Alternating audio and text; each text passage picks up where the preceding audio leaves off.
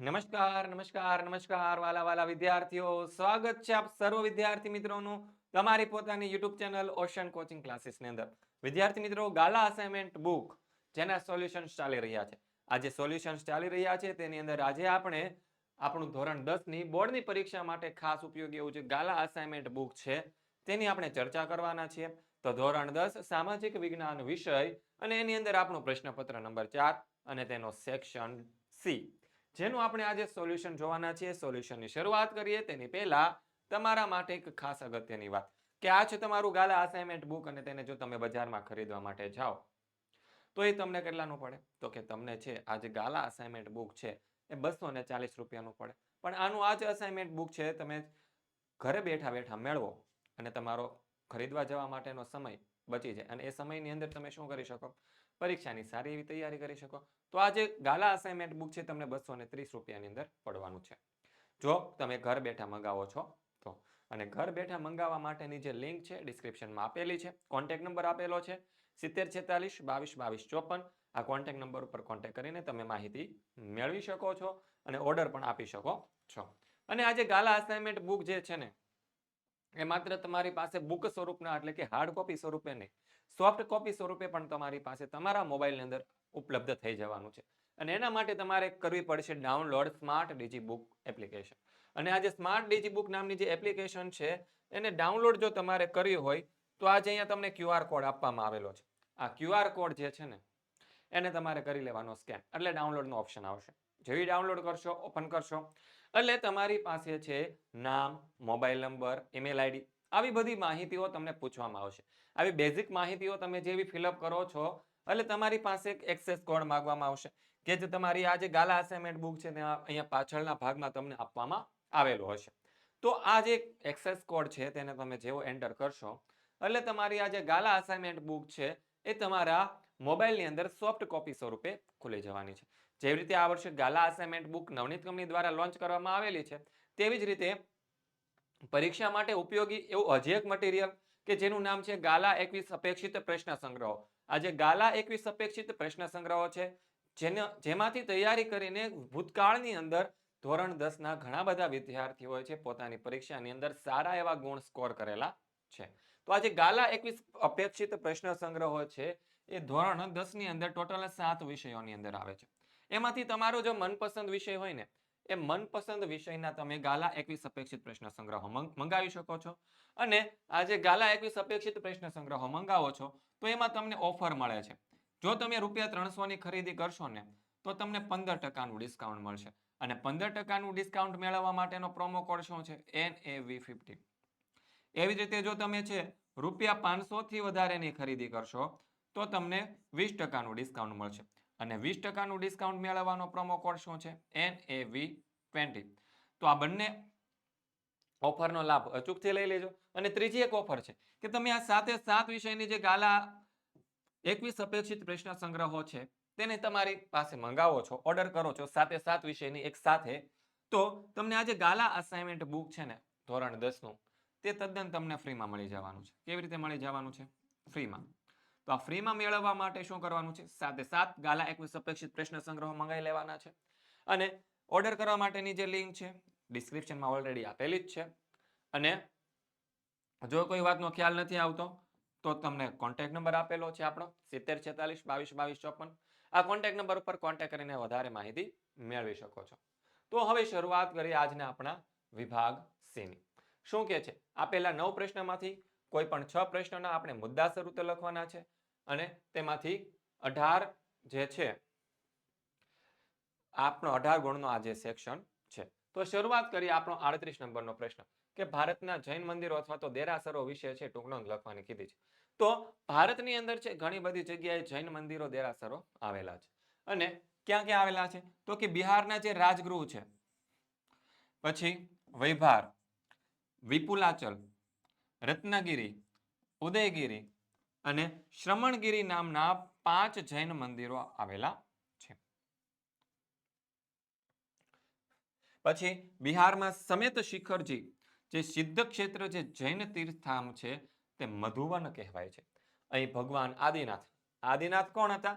તો કે આદિનાથ જે છે ને એ જૈન ધર્મના કયા ધર્મના? તો કે જૈન ધર્મના પ્રથમ તીર્થકર હતા. કોણ હતા? પ્રથમ તીર્થકર હતા જૈન ધર્મના. અને અન્ય 20 તીર્થકરોના નિર્વાણ પામ્યા હતા. એટલે કે પ્રથમ તીર્થકર અને બીજા અન્ય 20 તીર્થકરો છે. આ કઈ જગ્યાએ? તો કે અહીંયા સમેત શિખર જે છે ને ત્યાં આ 21 તીર્થકરો છે એ નિર્વાણ પામ્યા હતા. નિર્વાણ પામ્યા હતા એનો મતલબ એવો કે અહીં તેઓ લોકોએ સમાધિ લીધી હતી. શું લીધી હતી? સમાધિ. અથવા તો અહીંથી તેઓ છે ભગવાન બની ગયા અથવા તો દેવ થઈ ગયા. અહીં અભિનંદનજી નાથજી અને પાર્શ્વનાથજીના પણ મંદિરો આવેલા છે. પછી આગળ જોઈએ. અહીં ભગવાન મહાવીર પધાર્યા હતા. આ સ્થળે કેટલાક મુનિઓ મોક્ષ પામ્યા હતા. આ જે સ્થળ છે સમેત શિખર, ત્યાં ભગવાન મહાવીર પણ પધાર્યા હતા અને ઘણા બધા મુનિઓ છે અહીં મોક્ષ પામ્યા છે. ગુજરાતની અંદર ક્યાં આવેલું છે? તો કે પાલીતાણાની અંદર. કઈ જગ્યાએ? પાલીતાણામાં જૈન મંદિરો આવેલા છે. તેમજ શંખેશ્વરમાં પણ 50 મંદિરો આવેલા છે. રાજસ્થાનમાં જે માઉન્ટ આબુ પર્વત છે, કયો પર્વત છે? માઉન્ટ આબુ પર્વત જે છે ત્યાં દેલવાડાના જૈન મંદિરો પણ આવેલા છે. આ ઉપરાંત રાણકપુરના જે જૈન મંદિરો છે તેનું બાંધકામ, કોતરકામ, શિલ્પકામ, કલા કારીગરી વગેરેની દ્રષ્ટિએ અદ્ભુત અને કેવું છે? બેનમૂન છે. અને ભારતના જે જૈન મંદિરો છે તે શિલ્પ સ્થાપત્ય કલાની દ્રષ્ટિએ આંતરરાષ્ટ્રીય ખ્યાતિ છે તે ધરાવે છે. 39 નંબરનો પ્રશ્ન શું કહે છે કે મોહેન્જો-દડોના રસ્તાઓની માહિતી આપો. તો મોહેન્જો-દડો નગરના રસ્તાઓ કેવા હતા? તો કે અહીંના જે રસ્તાઓ છે ને મોટા ભાગે કેટલા પહોળા હતા? તો કે 9.75 મીટર જેટલા પહોળા હતા મોહેન્જો-દડો નગરના રસ્તાઓ. નાના રસ્તાઓ છે તે મોટા રસ્તાઓને કાટખૂણે મળતા હતા. એટલે કે આવી રીતે મળતા હતા કે જ્યાં છે 90 ડિગ્રીનો શું બનતો હોય? ખૂણો બનતો હોય. એવી રીતે કાટખૂણે મળતા હતા.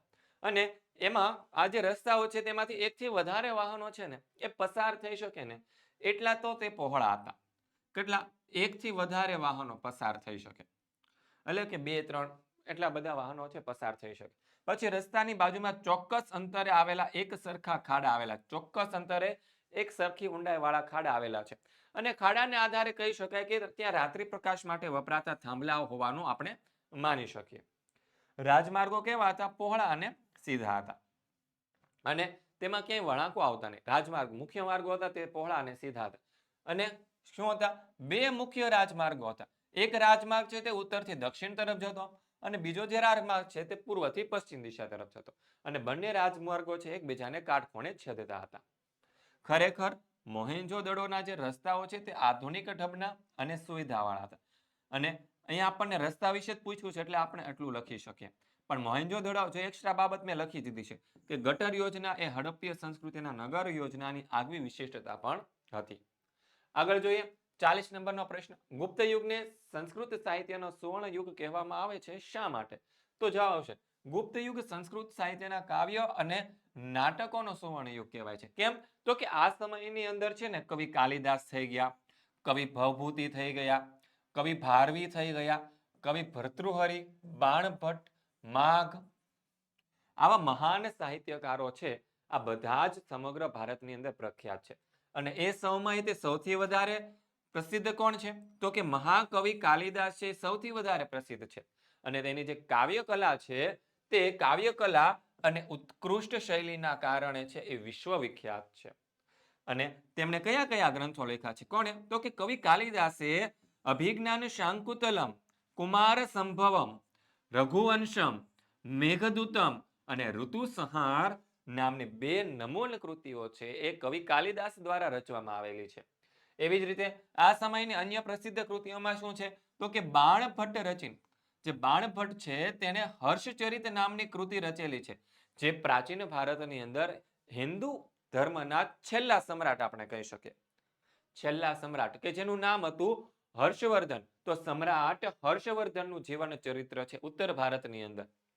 કે સમગ્ર ભારત ઉપર શાસન કરનાર એક છેલ્લા રાજા જેનું નામ હતું સમ્રાટ હર્ષવર્ધન, તેનું જીવન ચરિત્ર છે તે આ કોતરવામાં આવેલું છે. એટલે કે એના વિશે વાત લખવામાં આવેલી છે. પછી કાદંબરી જે પણ કોણે લખેલી છે? બાણભટ્ટે લખેલી છે. પછી ભવભૂતિ રચિત, ભવભૂતિ નામના જે સાહિત્યકાર હતા તેમણે શું રચેલું છે તો કે ઉત્તર રામચરિતની રચના કરેલી છે. ઉત્તર રામચરિત એટલે કે જે આપણે રામાયણ જોઈએ છે એ રામાયણ પછીનો જે લવકુશ વાળો ભાગ જે છે ને એની અહીંયા વાત કરવામાં આવી છે. પછી ભારવી રચિત કિરાતાર્જુન્યમ, વિશાખાદત્ત રચિત મુદ્રા રાક્ષસ એટલે કે વિશાખાદત્ત દ્વારા મુદ્રા રાક્ષસ નામનું જે છે તે ગ્રંથ રચવામાં આવે છે. અને શુદ્રક રચિત મૃચ્છકટિકમ અને દંડી રચિત દસકુમાર ચરિત્ર આ બધાનો સમાવેશ તેમાં થાય છે. રાજકીય પ્રસંગો, પ્રણય પ્રસંગો, રૂપકો, હાસ્ય પ્રસંગો, તત્વજ્ઞાન વગેરે છે આ ગ્રંથોના મુખ્ય વિષયો છે. અને આ સમયમાં ઉચ્ચ કોટીનું તત્વજ્ઞાન સંબંધી સાહિત્ય રચાયું હતું. એ પછી છે કોણ તો કે શંકરાચાર્ય છે. એણે ભાષ્ય એટલે કે ટીકાની રચનાઓ કરી હતી. અને આ સમયની અંદર ગુપ્ત યુગના સમયગાળા દરમિયાન પંચતંત્ર અને હિતોપદેશ નામના જગ પ્રસિદ્ધ વાર્તા સંગ્રહો લખાયા હતા, જેમના દુનિયાની અનેક ભાષાઓમાં અનુવાદ પણ થયેલો જોઈ શકીએ છીએ. આગળ જોઈએ પ્રાચીન સમયના બૌદ્ધ સાહિત્યનો પરિચય આપો. તો જોઈએ કે બૌદ્ધ ધર્મનું પ્રારંભિક સાહિત્ય હતું ને પાલી ભાષાની અંદર રચાયું હતું. કઈ ભાષાની અંદર? પાલી ભાષાની અંદર. જો આ એક માર્ક્સમાં હેતુલક્ષીની અંદર પૂછાઈ શકે. શેમાં પૂછાઈ શકે? હેતુલક્ષી પ્રશ્નોની અંદર પૂછાઈ શકે કે બૌદ્ધ ધર્મનું પ્રારંભિક સાહિત્ય કઈ ભાષામાં લખાયું હતું. તો શું જવાબ આવશે આપણો? તો કે પાલી ભાષાની અંદર રચાયું હતું તેવું આપણો જવાબ આવશે. અને તે 3 ભાગમાં વહેંચાયેલું છે. બૌદ્ધ સાહિત્યનું જે બૌદ્ધ ધર્મનું જે પ્રારંભિક સાહિત્ય છે ને તે કેટલી ભાષાની અંદર રચાયેલું છે? તો કે 3 ભાગની અંદર. 3 ભાગની અંદર. તેની ભાષા કઈ છે? તો કે પાલી. કેટલા ભાગની અંદર? તો કે 3 ભાગની અંદર ઓળખાયેલું છે. અને આથી તેને શું કહેવામાં આવે છે? ત્રિપિટક કહેવામાં આવે છે. ત્રિપિટક છે તે બૌદ્ધ ધર્મના શું છે? શાસ્ત્ર ગ્રંથો છે. શું છે? શાસ્ત્ર ગ્રંથો. અને ત્રિપિટક છે 3 ભાગ આ પ્રમાણે છે. પહેલું તો છે સુત્ત પિટક, બીજું છે વિનય પિટક અને ત્રીજું છે અભિધમ્મ પિટક. હવે આ 3 પિટક છે ને એની બેઝિક માહિતી આપી દેવાની. પેલું શું કહે છે? તો કે સુત્ત પિટક. સુત્ત પિટક છે તે મુખ્યત્વે કોને બાબતો એમાં એડ કરવામાં આવી છે? તો કે ભગવાન બુદ્ધ અને તેમના શિષ્યો વચ્ચેના જે સંવાદો એની વચ્ચે જે વાતચીત થઈ છે ને એના વિશેની વાતચીત અહીંયા કરવામાં આવેલી છે. વિનય પિટકમાં શું છે? તો કે બૌદ્ધ સંઘના જે નિયમો છે ને બૌદ્ધ ધર્મના જે નિયમો છે ને તેના વિશેની વાત છે. અને વિનય પિટક છે ને તેની અંદર શું છે? ઇન્ડો ગ્રીક શાસક મિનેન્ડર કે જેને મિલિંદ નામે અને બૌદ્ધ તત્વજ્ઞાની નાગસેન છે તેના વિશેનો એટલે કે નાગાર્જુન છે આ બંને વચ્ચેના જે સંવાદનો ગ્રંથ છે ને તે મિલિંદ પન્હો અથવા તો બૌદ્ધ સાહિત્યનો મહત્વનો ગ્રંથ છે. પછી બુદ્ધના પૂર્વ જન્મને રજૂ કરતી સેંકડો એટલે કે ઘણા બધા વારસો થાય ને એને સેંકડો કહેવાય. તો આવી ઘણી બધી જાતક કથાઓ છે. લગભગ કેટલી છે ખબર છે? 500 જેટલી કથાઓ છે. કેટલી છે?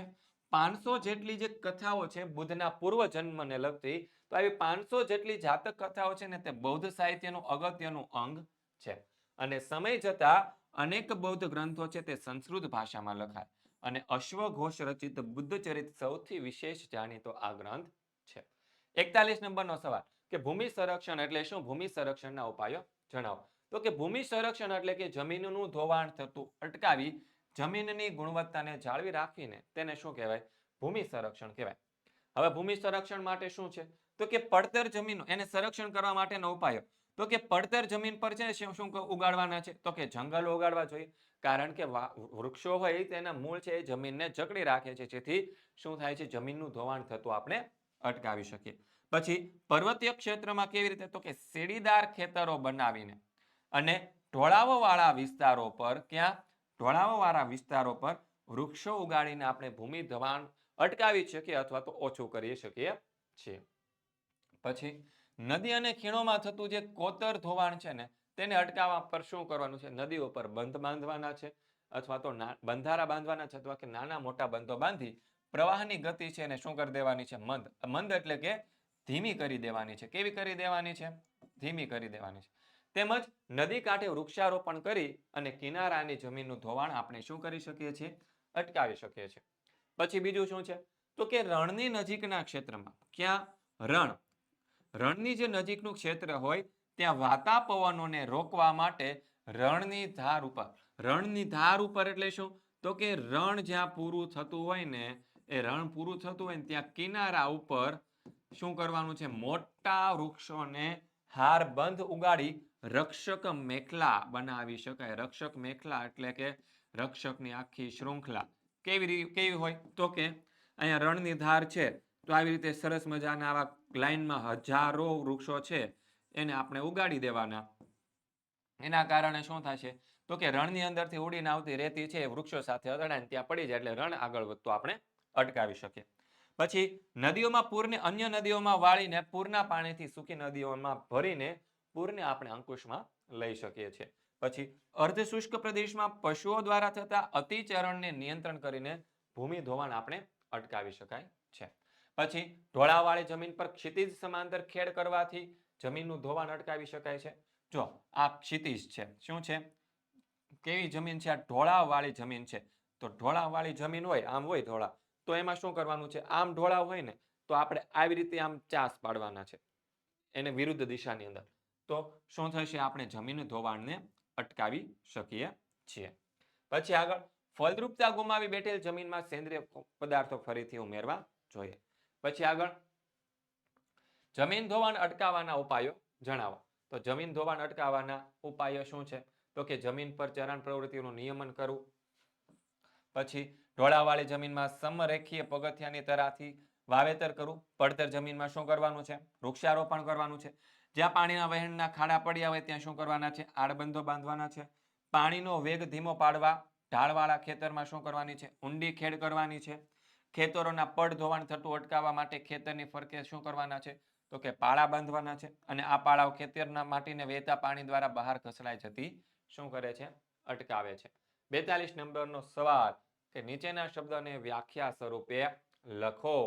તો અહીં આપણને પહેલું આપેલું છે વિરલ સંસાધન. વિરલ સંસાધનો કોને કહેવાય?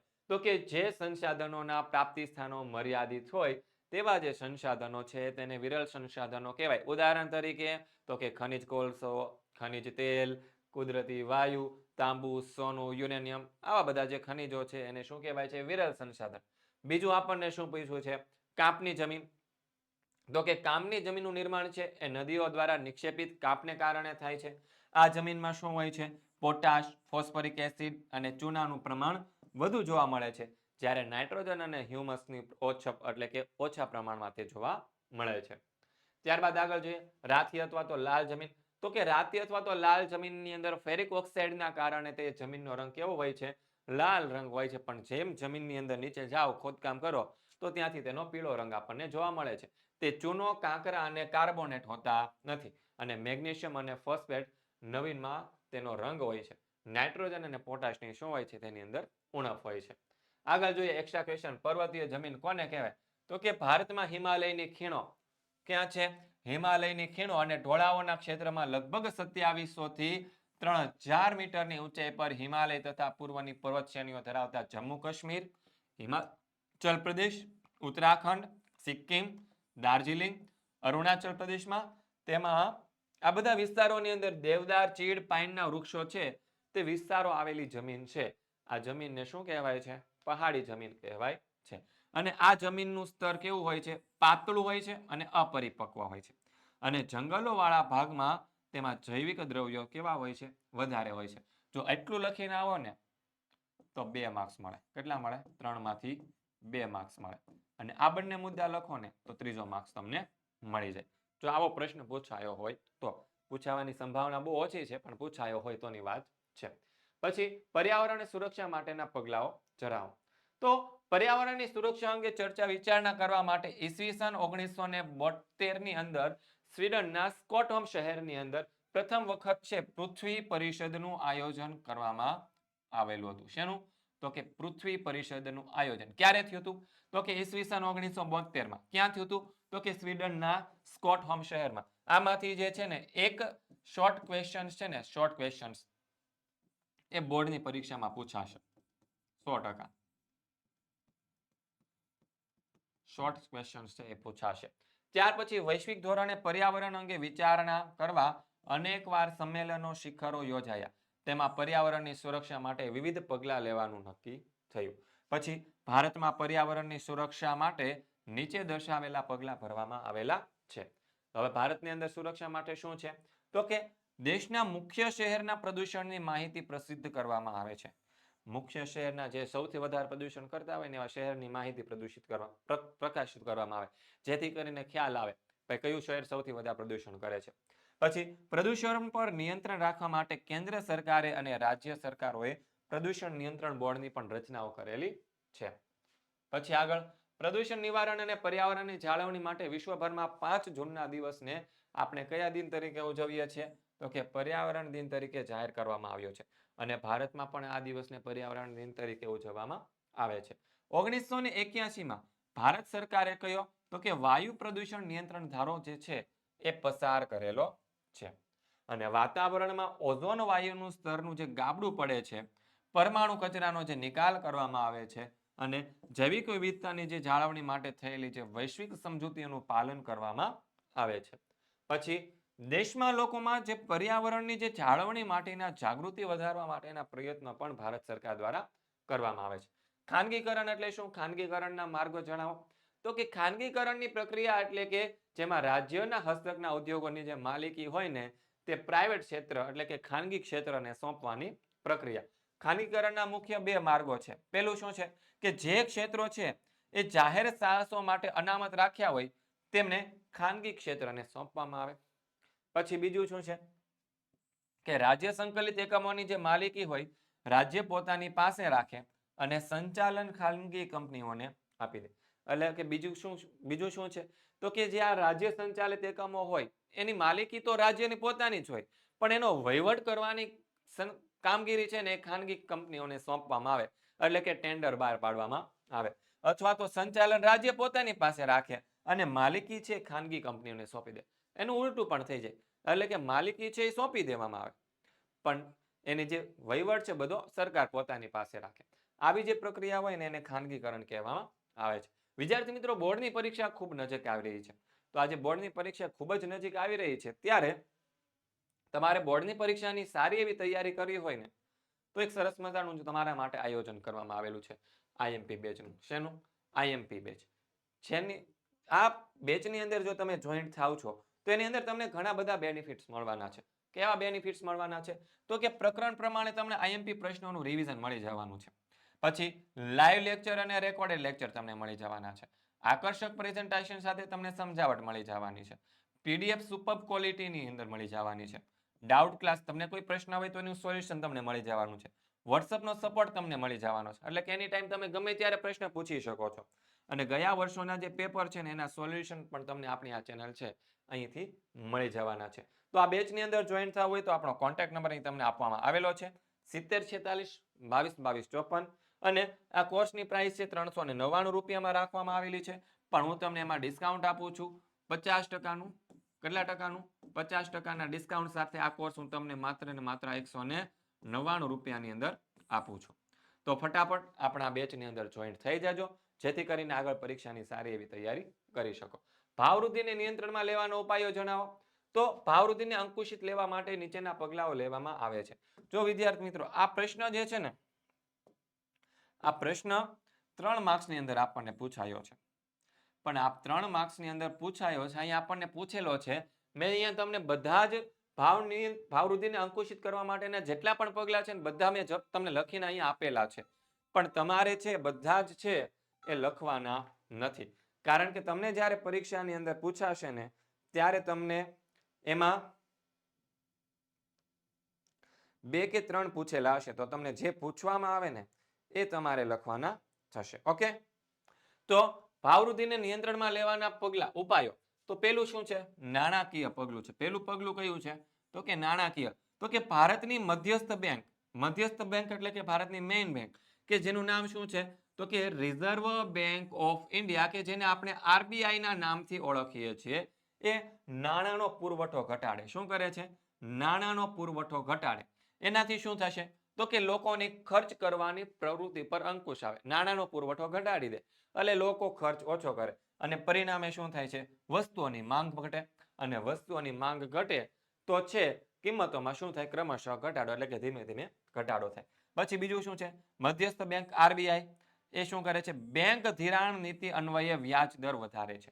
એટલે કે જે આપણે લોન લઈએ ને બેંકોમાંથી એ બેંકોની અંદર જે લોન લઈને એના વ્યાજ દરમાં વધારો કરે અને તેનાથી શું થાય કે લોન કે ધિરાણ છે લોન એ શું બને છે મોંઘું બને અને મોંઘું બને તો મૂડી રોકાણ છે શું થાય છે ઘટે એટલે કે લોકો લોન લેવાનું ઓછું કરી દે અને પરિણામે શું થાય છે જે સટ્ટાકીય પ્રવૃત્તિઓ હોય ને તે અટકી જાય અને સંગ્રહખોરી છે કાળા બજાર છે આવી બધી પ્રવૃત્તિઓ છે ઓછી થઈ જાય તેમજ નફાખોરી અંકુશિત બને છે પછી આગળ શું છે તો કે વ્યાપારી બેંકો પણ ધિરાણ દર વધારતા ધિરાણનું પ્રમાણ ઘટે છે અને વ્યાજ દર વધતા સટ્ટાખોરીમાંથી વધારાનું નાણું છે બચત સ્વરૂપે પાછું વળે તેથી મૂડી સર્જનનો દર વધે નવા ધંધા રોજગારના ક્ષેત્રો ખુલે પછી રિઝર્વ બેંક છે એ શું કરે છે સરકારી જામીનગીરીઓના વેચાણ દ્વારા નાણાંના પ્રવાહને અંકુશમાં રાખે છે આગળ બીજું છે રાજકોષીય પગલાં તો કે સરકાર અંદાજપત્રની રાજકોષીય ખાધમાં શું કરે છે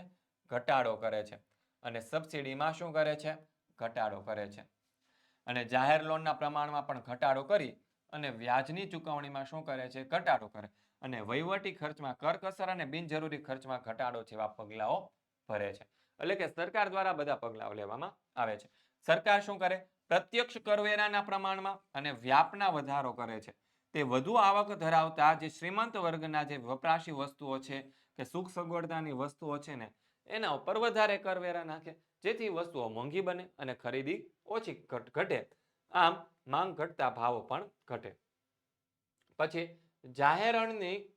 જાહેરાતની નીતિ અનુસાર સરકાર શું કરશે ફરજિયાત બચત યોજના જેવી સ્કીમો જાહેર કરીને સમાજમાં થતા કુલ ખર્ચને મર્યાદિત કરવાનો પ્રયાસ કરે અને બચતોને પ્રોત્સાહન આપે અને વિવિધ પગલાં ભરે તેથી ચીજ વસ્તુઓની શું થાય છે માંગો ઘટે છે પછી ત્રીજું છે મૂડી રોકાણ પર અંકુશ તો કે બિનજરૂરી અને શ્રીમંત વર્ગની જે મોજ શોખની વસ્તુઓ છે એની પાછળ મૂડી રોકાણ ઘટે તે માટે સરકાર શું કરે છે લાયસન્સ કે પરવાન પદ્ધતિ અમલમાં મૂકે અને કૃષિ અને ઉદ્યોગોના ઉત્પાદનમાં વધે એવા મૂડી રોકાણને શું કરે છે ઉત્તેજન આપે છે પછી ભાવ નિયમન અને માપબંધી તો કે સમાજના જે ગરીબી રેખા નીચે જીવતા લોકો છે એટલે કે બીપીએલ બિલો પોવર્ટી લાઇન અને આર્થિક દ્રષ્ટિએ જે નબળા લોકો છે ને એ વર્ગના લોકોને છે એ સરકાર છે અનાજ ખાંડ કઠોળ કેરોસીન ખાદ્ય તેલ અને સાબુ જેવી આવશ્યક જે વસ્તુઓ છે ને તે વાજબી ભાવે પૂરી પાડવા જાહેર વિતરણ પ્રણાલી જે છે તે હેઠળ સસ્તા અનાજની કે વાજબી ભાવની દુકાનો ખોલવામાં આવે છે પછી ઉત્પાદકો અને વેપારીઓ છે સંગ્રહખોરી દ્વારા ચીજ વસ્તુઓની કૃત્રિમ અછત ઊભી કરી અને કાળા બજાર કરી મન ફાવે તેમ વધારો કરે તેના પર જાહેર વિતરણ પ્રણાલી એટલે કે પબ્લિક ડિસ્ટ્રીબ્યુશન સેશન અંકુશ લાવે છે વધારાની પરિસ્થિતિમાં ગરીબ વર્ગના લોકો જીવન ધોરણને ટકાવી રાખવામાં જાહેર વિતરણ પ્રણાલી એટલે કે પીડીએસ છે તે આશીર્વાદ રૂપ બને છે પછી શું છે ભાવ નિર્ધારણ તંત્ર તો કે સંગ્રહખોરી અટકાવવા માટે આવશ્યક વસ્તુઓને ભાવના વાજબી સ્તર પર ટકાવી રાખવા અને એ વસ્તુઓને નાગરિકોને સરળતાથી ઉપલબ્ધ બને એ માટે સરકાર છે આવશ્યક ચીજ વસ્તુઓના ભાવ શું કરે છે નક્કી કરે છે અને એ જ ભાવે ચીજ વસ્તુ વેચવા સરકાર વેપારીઓને શું કરે છે જણાવે છે જેથી કરીને શું થાય ભાવ નિયંત્રણ થાય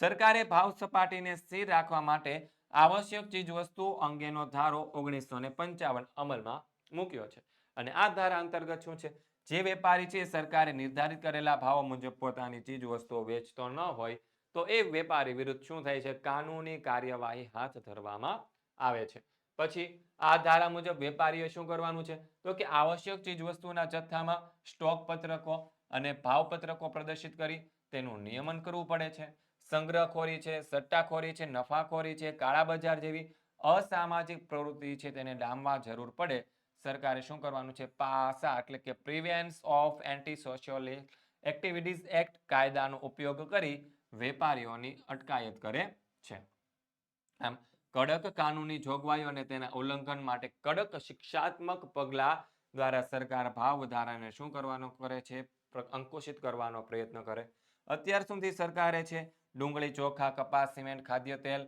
પેટ્રોલ ડીઝલ રાંધણ ગેસ કેરોસીન ખાંડ એલ્યુમિનિયમ લોખંડ પોલાદ રેલવે નૂર જીવન રક્ષક દવાઓ વગેરે ભાવ નિર્ધારણ તંત્ર દ્વારા છે અત્યાર સુધીમાં નક્કી કર્યા છે. અને અન્ય ઉપાયો કે બજારમાં આવશ્યક ચીજવસ્તુઓનો પૂરતો પુરવઠો જાળવવા સરકારે કેટલીક વખતે ચીજવસ્તુઓની અન્ય રાજ્ય કે પ્રદેશમાં શું કરે છે? આયાત કરે છે. ખાદ્ય તેલ, ખાંડ, ડુંગળી, ચોખા, કઠોળ, ઘઉં વગેરેની અછત સર્જાઈ હોય ત્યારે સરકાર છે આ રીતે પુરવઠો વધારીને ભાવને અંકુશોમાં રાખ્યો છે. પછી એક્સ્ટ્રા ક્વેશ્ચન આપણને આપેલો છે કે કાળું નાણું એ ભાવ વધારાનું એક કારણ છે. આ વિધાન આપણે સમજાવવાનું છે. તો જોઈએ જવાબ શું આવશે. તો કે કાળું નાણું છે તે હિસાબી ચોપડે નહીં નોંધાયેલી અને જેના પર કરવેરો ચૂકવ્યો નથી તેવી જે બિન હિસાબી આવક છે ને તેને શું કહેવાય છે? કાળું નાણું કહેવાય. કાળું નાણું ધરાવતા લોકો શું કરે છે? ચીજ વસ્તુઓ અને સેવાઓની માંગ વધારે છે અને પરિણામે શું થાય? ભાવ વધારો થાય. કેટલીક વાર જે કાળું નાણું છે ને તે સંગ્રહખોરી અને સટ્ટાકીય પ્રવૃત્તિઓ માટે પણ જરૂરી ભંડોળ પૂરું પાડે. આમ કાળું નાણું છે તે ભાવ વધારાને પોષે. કાળું નાણું ધરાવતી વ્યક્તિઓ છે આવકવેરાના હાથે પકડાઈ જવાના બીકે તે શું કરે છે? તે આ નાણાંને વહેલી તકે શું કરે છે? વહેલી તકે ખર્ચી નાખવાનું વલણ ધરાવે છે. અને તેઓ મોજ શોખ કે વૈભવની વસ્તુઓ ગમે તેટલા ઊંચા ભાવે ખરીદતા પણ અચકાતા નથી. અને પરિસ્થિતિ ચીજ વસ્તુઓની ભાવ વૃદ્ધિ કરે. આમ કાળું નાણું છે એ ભાવ વધારાનું એક શું છે? મુખ્ય કારણ છે. પછી આગળ 45 નંબરનો સવાલ કે ભાવ વૃદ્ધિના કારણો વિશે વિસ્તારપૂર્વક માહિતી આપો. તો આની અંદર રીતે આપણે છે એક બે લખી શકીએ, જે પૂછ્યા હોય ને તે લખી શકીએ. પણ આપણને અહીંયા એવું કઈ માહિતી આપેલી નથી અને 3 માર્ક્સની અંદર આખે આખો જવાબ લખવાનો ન હોય અને એવો પ્રશ્ન ક્યારેય પૂછાતો પણ નથી. ઓકે, તો 3 માર્ક્સની અંદર આમાં આપણને કીધું હોય કે ભાવ વૃદ્ધિના કારણો વિશે વિસ્તારપૂર્વક માહિતી આપો, તો બધા કારણો આપણને નથી પૂછાતા પરીક્ષાની અંદર. એવું કે કોઈ પણ 3 જણાવો, કોઈ પણ 2 જણાવો, અથવા તો નામ આપી દે કે નાણાંના પુરવઠામાં વધારો છે, આ છે, તે છે. એ બધી વસ્તુ છે તેમાં જોડવામાં આવે છે. ઓકે, તો જોઈએ આપણો જવાબ શું કહે છે કે સરકારના યોજનાકીય અને બિન યોજનાકીય ખર્ચમાં વધારો થતા, ક્યાં આવી ગયો આપણો સવાલ? ઓકે, નાણાંના પુરવઠામાં વધારો. તો કે દેશના અર્થતંત્રમાં નાણાંના પુરવઠો વધે ત્યારે લોકોની આવક વધતા તેમની શું થાય છે? ખરીદ શક્તિ વધે અને પરિણામે શું થાય? ચીજ વસ્તુઓ અને સેવાઓની માંગમાં વધારો થાય. પરંતુ એ જ સમયે કુલ પુરવઠામાં તાત્કાલિક વધારો થતો નથી. આમ ભારતમાં નાણાકીય પુરવઠામાં થયેલા જંગી વધારા અને ચીજ વસ્તુના ઉત્પાદનમાં પુરવઠામાં થયેલો અપૂરતો વધારો ભાવ વૃદ્ધિનું શું હોય છે? મુખ્ય કારણ હોય છે. જો અહીંયા સમજી લઈએ આપણે શું સમજવાનું છે. તો કે દેશના અર્થતંત્રમાં નાણાંનો પુરવઠો વધે. શું વધે છે? નાણું. નાણું જે છે એનો પુરવઠો શું થાય છે? વધે છે. શું થાય છે? વધે છે. અને ત્યારે લોકોની આવક વધે. નાણાંનો પુરવઠો વધે તો શું થાય? આવક શું થાય? આવક વધે. અને જેવી આવક વધે એટલે આવક વધી હોય કોઈ પણ વ્યક્તિને એટલે શું કરશે? તો કે ખરીદી, કોઈ પણ વસ્તુની ખરીદી કરવા જાય તો ખરીદ શક્તિ શું થાય છે? તેની વધે છે. શું થાય છે? ખરીદ શક્તિ એ પણ શું થાય છે? વધે છે. અને પરિણામે ચીજ વસ્તુ અને સેવાની માંગમાં શું થાય? વધારો થાય. અને શું થાય? કોઈ પણ ચીજ વસ્તુ હોય તો ચીજ વસ્તુ છે એની માંગ વધે એટલે લોકો છે એને ખરીદી કરી જ લેવી હોય બધી. એની પાસે, કોઈની પાસે પૈસા આવે એટલે ખરીદી કરવા જાય અને ચીજ વસ્તુઓની છે માંગ વધે. પણ એ જ સમયે છે ચીજ વસ્તુઓની જેટલી માંગ વધી હોય ને એ જ સમયે છે એ ચીજ વસ્તુ અથવા તો એ પુરવઠો છે ચીજ વસ્તુ એમાં એટલી ઝડપથી વધારો થતો, ચીજ વસ્તુ છે માંગ વધે એટલે સમયમાં એ પુરવઠો છે એ પુરવઠો વધી શકતો નથી. અને પુરવઠો વધી શકે નહીં. આમ શું થાય છે? ભારતમાં નાણાકીય પુરવઠામાં થયેલો જંગી વધારો, ચીજ વસ્તુઓની ઉત્પાદન તથા પુરવઠામાં થયેલો અપૂરતો વધારો શું કરે છે? તો કે ભાવ વધારો થાય. એના કારણે શું થાય? ભાવ વધારો થાય છે. પછી આગળ જોઈએ બીજું શું છે? સરકારના યોજનાકીય અને બિન યોજનાકીય ખર્ચોમાં વધારો થાય તો તે ખાદ્ય પુરવણી દ્વારા નવા નાણાંનું સર્જન કરીને નાણાંને પુરવઠો વધારે અને સરકાર પ્રદેશ રીતે નાણાંનો પુરવઠો વધે અને સાથે લોકોની નાણાકીય આવકો પણ વધે. પરિણામે ચીજ વસ્તુ અને સેવાની માંગમાં તાત્કાલિક વધારો થાય. પછી શું થાય છે? તો કે સરકાર છે ને યોજનાકીય અને બિન યોજનાકીય ખર્ચની અંદર તે વધારો કરે અને ખાદ્ય પુરવણી દ્વારા નવા નાણાંનું સર્જન કરીને નાણાંનો પુરવઠો છે એને વધારી દે અને સરકાર છે એ પરોક્ષ રીતે નાણાંનો પુરવઠો વધારે. તેથી શું થાય છે? લોકોની નાણાકીય આવકો વધી જાય અને લોકોની નાણાકીય જ્યારે આવકો વધે ત્યારે શું કરે? ચીજ વસ્તુઓ લેવા દોડે અને ચીજ વસ્તુઓ લેવા અને સેવાઓ લેવા દોડે અને વધારો થાય અને માંગના પ્રમાણમાં પુરવઠો શું છે? પૂરતા પ્રમાણમાં મળે નહીં અને આ અસમતુલા સર્જાય. પરિણામે શું થાય છે? ભાવવૃદ્ધિ થાય છે. એ સિવાય બીજું શું હોય? તો કે બેંકો હોય ને, એ બેંકો દ્વારા અપાતી સસ્તી લોન કે ધિરાણ છે ને લોકોના હાથમાં નાણાંનો પુરવઠો વધે. એટલે કે બેંકો છે સસ્તી લોનો આપે, ધિરાણ આપે ને એના કારણે લોકો પાસે નાણું આવી જાય, પૈસા આવી જાય અને ચીજ વસ્તુઓનું શું થાય? માંગમાં વધારો થાય અને ભાવવૃદ્ધિ કરે. આમ ભારતમાં માંગ અને કુલ પુરવઠા વચ્ચેની અસમતુલાનું પરિણામ શું છે? આમ ભાવવૃદ્ધિ છે. પછી બીજું કારણ શું છે? તો કે વસ્તી વૃદ્ધિ છે. શું છે? વસ્તી વૃદ્ધિ. તો ભારતમાં થતા ઝડપી વસ્તી વધારાને લીધે ચીજ વસ્તુઓ અને સેવાઓની માંગમાં શું થાય છે? ઉત્તરોત્તર વધારો થતો જાય. જેથી શું થાય? વસ્તી વધે તો સામે માંગ વસ્તુ છે એનું જે ઉત્પાદન વધવું જોઈએ પણ એ વધારે થતું નથી અને એના કારણે શું થાય છે? વસ્તીમાં તો વધારો થાય છે પણ પુરવઠો એની સામે છે એટલો બધો વધતો નથી અને પુરવઠો ન વધે તો અસમતુલા સર્જાય. માંગની સામે પુરવઠો કેવો હોય? ઓછો હોય. ત્યારે શું થાય? ભાવવૃદ્ધિ થાય. પછી સમાજના અમુક વર્ગની આવકમાં શું થાય છે? વધારો થાય. પણ અમુક પ્રકારની જે ચીજ વસ્તુઓ છે અને સેવાઓની માંગમાં મોટો વધારો થાય. તેની સામે તે ચીજ વસ્તુ અને સેવાઓની જરૂરી પુરવઠો ઉપલબ્ધ હોતો નથી. એટલે કે લોકોના પાસે પૈસા વધે છે, આવક વધે છે, પણ એની સામે એ લોકો જે ચીજ વસ્તુ અથવા તો સેવા એને જોતી છે એની સામે ચીજ વસ્તુ અને સેવાઓ છે તેનો જરૂરી પુરવઠો ઉપલબ્ધ હોતો નથી અને એ ચીજ વસ્તુ અને સેવાની જ્યારે અછત સર્જાય ત્યારે તેના કારણે શું થાય છે? ભાવ વધે છે. પછી નિકાસમાં વધારો. તો કે વિદેશી બજારોમાં દેશના ઉત્પાદનોની માંગમાં વધારો થાય તો સરકારે તેની નિકાસ વધારવા પ્રોત્સાહક પગલાં ભરે અને પરિણામે નિકાસી ચીજ વસ્તુઓને દેશમાં શું થાય છે? અછત સર્જાય છે. શું થાય? વિદેશના જે બજારો છે, વિશ્વના જે બજારો છે, બીજા દેશોના બજારો છે, એમાં અમુક વસ્તુ હોય તેની માંગમાં વધારો થાય. આથી આ સરકાર શું કરે? તો કે આપણી પાસે વસ્તુ પડી છે તો આપણે શું કરી દઈએ? એને વિદેશની અંદર મોકલી દઈએ તો ત્યાં સારા પૈસા મળશે અને નિકાસની જે ચીજ વસ્તુ હોય તેમાં નિકાસ કરી દે અને એના કારણે શું થાય? એ વસ્તુ છે ભારત દેશની અંદર ખૂટી જાય અને ભારત દેશની અંદર જ્યારે ખૂટી જાય ત્યારે શું થાય? દેશની અંદર અછત સર્જાય અને અછત સર્જાય ત્યારે શું થાય છે? પુરવઠામાં ઘટાડો થાય છે. પછી ચોથું શું છે? કાચા માલની ઊંચી કિંમતે પ્રાપ્તિ. ચીજ વસ્તુઓની કાચા માલની કિંમતો વધે ત્યારે ઉત્પાદન ખર્ચ વધે અને ચીજ વસ્તુઓની કિંમતો વધે. શું થાય? કાચો માલ, કાચા માલની કિંમત વધે, કિંમતો વધે તો ઉત્પાદન ખર્ચ શું થાય? વધે. ઉત્પાદન ખર્ચ વધે તો ચીજ વસ્તુની કિંમતો વધે અને ચીજ વસ્તુઓના ભાવ વધારો છે એ વેતનની માંગણી ઊભી કરે છે. એટલે કે ચીજ વસ્તુઓમાં વધારે ભાવ થાય તો એ વધારે વેતન માંગે લોકો અને વધારે વેતન માંગે તે સંતોષવામાં આવતો નથી ત્યારે ચીજ વસ્તુઓના ઉત્પાદનના ખર્ચમાં વધારો થાય જે ફરીથી ભાવવૃદ્ધિમાં પરિણમે. આ ભાવવૃદ્ધિનું ચક્ર છે એ શું કરે છે? ચાલ્યા રહે. પછી છે કાળું નાણું. તો કે હિસાબી ચોપડે નહીં નોંધાયેલી અને જેના પર કરવેરો ચૂકવ્યો નથી તેવી બિનહિસાબી આવક છે એને શું કહેવાય છે? કાળું નાણું. કાળું નાણું ધરાવતા લોકો હોય ચીજ વસ્તુ અને સેવાઓની માંગ વધારે પરિણામે ભાવ વધે છે. કેવી રીતે? તો કે કેટલીક વાર જે આ કાળું નાણું છે ને સંગ્રહખોરી અને સટ્ટાકીય પ્રવૃત્તિ માટે જરૂરી ભંડોળ પૂરું પાડે. આમ કાળું નાણું ભાવ વધારાને પોષે. કાળું નાણું ધરાવતી વ્યક્તિઓ છે આવકવેરાના હાથે પકડાઈ જવાની બીકે તેને શું કરે છે? વહેલી તકે તેને ખર્ચી નાખવાનું વલણ ધરાવે અને તેમના મોજ શોખ કે વૈભવની વસ્તુ ગમે તેટલા ઊંચા ભાવે તે ખરીદતા પણ અચકાતા નથી અને શું થાય છે? પરિણામે ભાવ છે ચીજ વસ્તુના ભાવ વધે. પછી સરકાર દ્વારા ભાવ વધારો એટલે કે પ્રશાસિત ભાવો.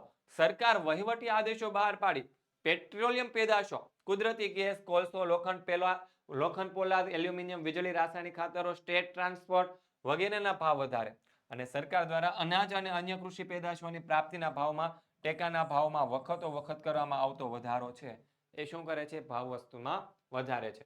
પછી કુદરતી અને માનવીય પરિબળો. કેવા પરિબળો હોય? તો કે અતિવૃષ્ટિ, અનાવૃષ્ટિ, ધરતીકંપ, રોગચાળો જેવા કુદરતી આપત્તિ, પછી યુદ્ધ, તોફાન, આંદોલન, હડતાલ, તાળાબંધી, ભાંગફોડ, ઔદ્યોગિક અશાંતિ જેવા કારણોસર ઉત્પાદનો ઘટે અને આવા ઉત્પાદનો ઘટે ત્યારે એ વસ્તુની અછત સર્જાય. આ માંગના પ્રમાણમાં પુરવઠામાં શું થાય છે? ઘટાડો થાય છે અને શું થાય છે? ભાવ વધારો થાય છે. પછી 8મું કારણ છે સંગ્રહખોરી અને નફાખોરી. તો કે અનાજ અને અન્ય આવશ્યક ચીજ વસ્તુઓના ઉત્પાદનમાં અનિશ્ચિતતા હોવાને લીધે અવારનવાર અછતની પરિસ્થિતિ સર્જાય છે અને આવી પરિસ્થિતિની અંદર ઊંચી કિંમતોનો લાભ લેવાની વૃત્તિથી વેપારીઓ શું કરે છે? ચીજ વસ્તુઓની સંગ્રહખોરી કરે. અને ભવિષ્યમાં અમુક વસ્તુઓના ભાવો વધવાના છે આવી શું કરે છે અટકળ અથવા તો અફવા કે આગાહીને લીધે ભવિષ્યમાં એ ચીજ વસ્તુઓના ભાવ વધારાના લાભ ઉઠાવવા માટે જે ઉત્પાદકો હોય અને વેપારીઓ હોય ને એ વસ્તુઓની સંગ્રહખોરી અને કૃત્રિમ અછત સર્જે. એ પછી તેઓ ગ્રાહકો પાસેથી જ ઊંચા ભાવો લઈને નફાખોરી કરે. આમ સંગ્રહખોરી અને નફાખોરી છે ચીજ વસ્તુઓના ભાવને શું કરે છે વધારે છે.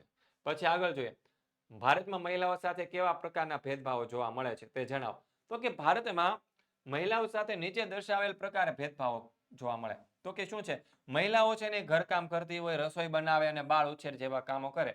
તેને કોઈ હિસ્સો છે એ મૂલ્ય છે અથવા તો આર્થિક ઉપાર્જનમાં કે દેશની જે રાષ્ટ્રીય આવક છે ને એની અંદર કંઈ ગણાતો નથી. મોટા ભાગના જે ભારતીય કુટુંબો છે ને એમાં સ્ત્રીઓને કોઈ નિર્ણય લેવાની સત્તા આપવામાં આવતી નથી અને તેમને શું કરવું પડે છે અન્યાયનો ભોગ બનવું પડે છે.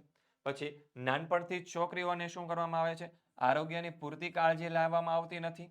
તેથી છોકરીઓ છે બાળ મૃત્યુનો દર શું રહે છે ઊંચો રહે છે. પછી શિક્ષણની તકો અને આર્થિક અધિકારોથી શું છે શિક્ષણની તકો અને આર્થિક અધિકારોથી સ્ત્રીઓને વંચિત રાખવામાં આવે છે. પરિણામે શું થાય છે તો કે ભારતીય સમાજમાં શું છે પુત્ર જન્મનું વિશેષ મહત્વ છે અને પુત્ર માટેની તીવ્ર ઝંખનાને કારણે સ્ત્રી છે એ શું કરે છે ભ્રૂણ હત્યાનો ભોગ બને છે. પછી પુરુષ પ્રધાન આપણી ભારતીય સમાજ વ્યવસ્થા છે તેમાં શિક્ષણના અભાવે સ્ત્રીઓ પ્રત્યે શું રાખવામાં આવે છે ઓછો આદર ભાવ રાખવામાં આવે છે. પછી સ્ત્રીઓમાં શું થાય છે સાક્ષરતાનું પ્રમાણ કેવું છે નીચું હોય અને તેનાથી તેને શું કરવામાં આવે છે બાળ લગ્ન, પડદા પ્રથા, દહેજ પ્રથા જેવી અસામાજિક કુરિવાજોને શું બનવું પડે છે ભોગ બનવું પડે છે. અને ભારતીય સમાજમાં દીકરા દીકરી વચ્ચે કપડાં, રમતો, અભ્યાસની તકો, ખોરાક, હરવું ફરવું, આચાર વિચાર, વ્યવહાર, શિખામણ જેવી બાબતોમાં પણ ભેદભાવો જોવા મળે છે. આગળ જોઈએ મોટા ભાગની જે સ્ત્રીઓ છે એને બાળ ઉછેર અને ઘર સંભાળ જેવી પ્રવૃત્તિ કરાવીને જ ઘરમાં ગોંધી રાખવામાં આવે છે. ગોંધી રાખવામાં આવે છે એટલે કે પૂરી રાખવામાં આવે છે. એને ઘરની બહાર નીકળવા દેવામાં આવતી નથી અને ઘરે ને ઘરે જ રહેવાનું, કોઈ કામ ધંધો કરવા જવાનું નહીં. અને ભારતના મોટા ભાગના જે રાજ્યો છે તેમાં ઊંચા પદો, ઊંચી આવક, વધુ લાભ, વધુ વેતન મળે એવા ઉદ્યોગો અને નોકરીમાં પુરુષોનું જ વર્ચસ્વ છે.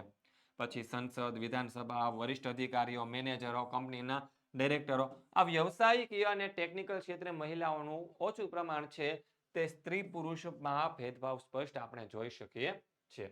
અભયમ યોજના શું છે તે આપણે સમજાવવાનું છે. તો 181 અભયમ યોજના જે છે તે ગુજરાત સરકારે મહિલાઓ માટે અમલમાં મૂકેલી શું છે યોજના છે. કેવી રીતે તો કે કોઈ સ્ત્રી હોય તેનું શારીરિક, માનસિક અને સામાજિક હિંસાથી ત્રસ્ત મહિલા છે પોતાની સુરક્ષા માટે, સલામતી માટે તથા વિકાસ માટે મદદ મેળવવા માટે આ હેલ્પલાઇન નંબર પર ખાલી શું કરવાનો છે ને એક કોલ કરીને જરૂરી માર્ગદર્શન મેળવી શકે છે. શું છે મોબાઈલ નંબર 181 જે મહિલાઓ માટે ખાસ યોજના અમલમાં મૂકવામાં આવેલી છે તેની અહીં વાત છે. તો બસ વિદ્યાર્થી મિત્રો આપણું આજે સામાજિક વિજ્ઞાન વિષય છે તો સામાજિક વિજ્ઞાન વિષય જે છે એના વિશે જો તમારે વધારે માહિતી જોતી હોય તો આપણું આજે વોટ્સઅપ ગ્રુપ છે ને વોટ્સઅપ ગ્રુપ એ વોટ્સઅપ ગ્રુપની અંદર તમારે જોઈન્ટ થઈ જવાનું છે અને જોઈન્ટ થવા માટેની લિંક નીચે ડિસ્ક્રિપ્શનમાં આપેલી છે તો ત્યાં જઈને આપણો જોઈન્ટ થઈ જવાનું છે. કોર્સને લગતી માહિતી આગળ આપણે વાત કરી હતી કોર્સની કયા કોર્સની તો કે આઈએમપી બેચની શેની વાત કરી હતી આઈએમપી બેચની વાત કરી હતી. તો જે આઈએમપી બેચની અંદર તમારે જો જોઈન્ટ થવું છે તો આપણો કોન્ટેક્ટ નંબર છે શું છે કોન્ટેક્ટ નંબર છે એ કોન્ટેક્ટ નંબર ઉપર શું કરવાનો છે કોન્ટેક્ટ કરવાનો છે અને કોર્સને લગતી તમામ માહિતી મેળવવા માટે આપણો કોન્ટેક્ટ નંબર પર કોલ કરી લેજો 7046222254 અને આપણો આજે આઈએમપી કોર્સ છે તે માત્ર તમને 199 રૂપિયાની અંદર મળી જવાનો છે. કેટલામાં 199 રૂપિયામાં. તો ફટાફટ આઈએમપી બેચની અંદર તમારે જોઈન્ટ થઈ જવાનું છે જેથી કરીને તમે પરીક્ષાની અંદર સારી એવી સફળતા મેળવી શકો. આ હતું સરસ મજાનું આપણું સામાજિક વિજ્ઞાન વિષયનું શું છે સોલ્યુશન. અને કયા પેપરનું તો કે પેપર નંબર 4 એનો સેક્શન સી. આવા જ પેપર નંબર 4 ના સેક્શન ડી સાથે આપણે ફરી મળીશું. ત્યાં સુધી દરેક વિદ્યાર્થી મિત્રોને જય હિન્દ, જય ભારત, જય જય ગરવી ગુજરાત.